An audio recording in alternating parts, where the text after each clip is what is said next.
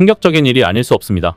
한국 U23 축구대표팀이 신태용 매직의 인도네시아에게 패하며 36년 만에 올림픽 본선 진출이 좌절됐습니다. 10대 11로 한 명이 퇴장당한 한국은 연장전까지 가는 끝에 2대2로 경기를 끝마쳤습니다. 그리고 승부차기에서 12번째 키커까지 차는 상황에서 10대 11로 패했습니다. 황선홍 감독의 미련한 전술 탓에 유리한 토너먼트 상황을 만들어 놓고도 인도네시아에게 패하는 참사를 당했습니다. 인도네시아와의 경기는 가장 수월한 8강 대진으로 여겨졌는데 의외로 고전했던 경기였습니다.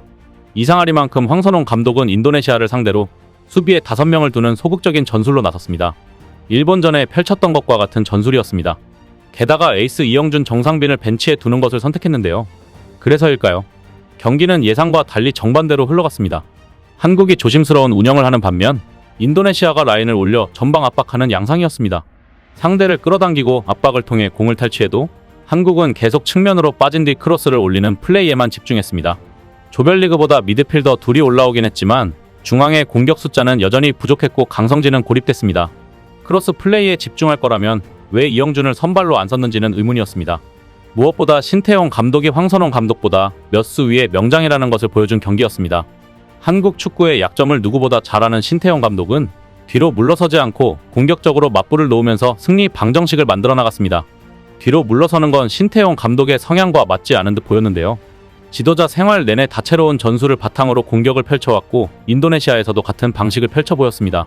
그래도 한국을 상대로는 후방에 무게를 둘 것 같았으나 반대였습니다. 공격적인 3백으로 황선홍호를 물러서게 했습니다. 전반 시작부터 라인을 올려 한국의 빌드업을 효과적으로 방해했습니다. 한국의 약점을 확인하자 인도네시아는 기가 살았는데요. 그럴수록 신태용 감독은 인도네시아 선수들을 독려하며 공격을 지시했습니다. 한국은 당황해서 제대로 된 공격 전개를 펴지 못했습니다. 여기에 운도 따르지 않았는데요. 전반 7분 만에 이강희가 뽑아낸 중거리 슈팅이 비디오 판독 결과 오프사이드로 확인됐습니다. 이강희의 슈팅에 앞서 제공권 싸움을 하던 한국 선수의 위치가 문제였습니다. 아쉽게 선제골을 날린 한국은 전반 15분 충격적인 실점을 당했습니다. 인도네시아가 귀화시킨 네덜란드 혼혈 공격수인 라파엘 스트라이크의 오른발 가마차기에 실점한 것입니다. 상대가 워낙 잘 찬 슈팅이었지만 예상치 못한 실점이었습니다. 당황한 한국은 제대로 된 플레이를 펼치지 못했습니다. 중원을 장악하지 못했고 계속 밀리는 양상이었습니다.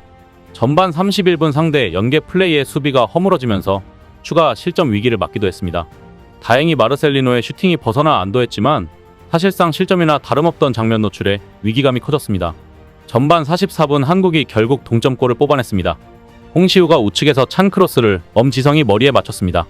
이 헤더가 태구 맞고 골이 됐습니다. 행운의 자책골로 동점을 만들었는데 전반 추가 시간 3분 바로 실점을 했습니다. 롱패스를 이강희가 제대로 처리하지 못했고 이를 스트라이크가 득점으로 연결했습니다. 황당한 실책에 의한 골로 다시 인도네시아가 리드하게 됐습니다. 점유율 48대 52, 슈팅수 1대6, 유효슈팅 0대3, 모든 면에서 열세였던 전반이었습니다. 탈락 위기에 몰린 황선홍호는 후반 시작과 동시에 교체 카드를 꺼내 들었습니다. 이태석과 홍시우, 김동진을 불러들이고 이영준, 정상빈, 강상윤을 한꺼번에 투입했습니다. 득점이 필요한 한국은 포백으로 전환하며 강한 전방 압박을 시도했습니다. 하지만 후반에도 인도네시아 선수들은 매끄러운 공격을 이어갔습니다. 압박에도 크게 당황하지 않고 위협적인 역습으로 뒷공간을 노리는 모습이었습니다. 한국으로선 스트라이크의 슈팅이 연달아 골문을 벗어난 게 다행이었습니다. 후반 13분엔 퍼디난이 왼쪽 뒷공간을 파고든 뒤 박스 안까지 전진했지만 직접 때린 슈팅이 옆구물을 흔들었습니다. 후반 15분 빠른 반대 전환 이후 황재원이 박스 안에서 땅볼 크로스를 건넸습니다. 강성진이 이를 왼발 슈팅으로 연결했지만 수비의 6탄 방어에 가로막혔습니다. 여기에 최악의 악재까지 겹쳤습니다. 교체로 들어온 이영준이 상대와 경합하는 과정에서 멘탈이 흔들리면서 발을 빼지 않고 상대의 수비 발을 밟는 파울을 범했습니다. 처음엔 경고를 받았으나 VAR 끝에 카드 색깔이 빨간색으로 바뀌면서 퇴장당했습니다. 그나마 수적 열세의 어려운 상황에서 한국의 생명을 연장시킨 건 정상빈이었습니다. 정상빈은 후반 38분 역습 상황에서 홍윤상의 패스를 받아 간결한 마무리로 동점골을 뽑아냈습니다. 더 문제는 황선홍 감독이 판정에 항의하다 퇴장당했다는 것입니다. 후반 추가 시간 7분 상대가 황재원에게 거친 태클을 시도하자 황선홍 감독이 강하게 항의했고 주심은 황선홍 감독에게 퇴장을 명령했습니다. 정규 시간에 승부를 가리지 못한 한국과 인도네시아의 경기는 연장전으로 향했습니다. 교체 카드에 여유가 있던 인도네시아가 교체 카드를 더 꺼냈는데요. 연장 전반 10분 제너와 파하르가 아르칸, 스로이어와 교체됐습니다. 한국이 연장 전반 11분 한국의 문전으로 향하는 아르안의 스로인 이후 혼전 상황에서 나온 페르디난의 슈팅이 빗맞았고 이어진 술라에만의 중거리 슈팅은 높게 뜨며 안도의 한숨을 내쉬었습니다. 중계하던 해설진들이 다행입니다라는 말이 계속 들릴 정도였습니다.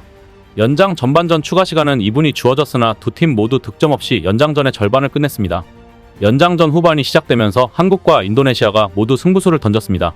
한국은 장시영을 불러들이고 김민우를 내보냈고 인도네시아는 술라에만을 사난타와 교체했습니다. 체력이 다를 대로 다른 한국은 수비에 집중했습니다. 인도네시아는 한국 진영에서 계속 한국 골문을 두드렸습니다. 연장 후반 5분, 후브너에게 허용한 중거리 슈팅은 백종범이 선방했습니다. 연장 후반 9분에는 나탄이 발 바깥쪽을 활용해 과감한 중거리 슈팅을 시도했지만 나탄의 슈팅은 관중석으로 향했습니다. 결국 수적 열세를 안고 연장 120분 혈투를 2대2로 마쳤지만 승부차기에서 10대 11로 무너졌습니다. 이는 어느 정도 예고된 결과였습니다.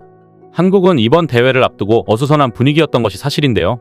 올림픽 대표팀 수장이었던 황선홍 감독이 클린스만 감독 경질로 공석이 된 A대표팀 임시 지휘봉을 맡으면서 3월 한 달간 사령탑 공백이 생겼습니다. 한국은 황 감독 없이 친선대회인 서아시아 축구연맹 U23 챔피언십에서 정상에 올랐으나 중요한 대회 직전 올림픽 감독을 A대표팀으로 빼간 대한축구협회의 결정은 아쉬울 수밖에 없었습니다. 사령탑의 공백은 많은 이들이 우려했던 부분이었습니다. 설상가상 23인 엔트리에 이름을 올렸던 해외파 3명이 연달아 소속팀의 차출급으로 합류가 무산됐습니다.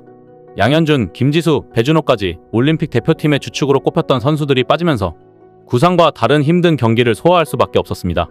협회는 당초 해외 클럽과 논의를 거쳐 유럽파에 합류를 자신했으나 4명 중 김민우만이 황선홍호에 정상적으로 가세했습니다.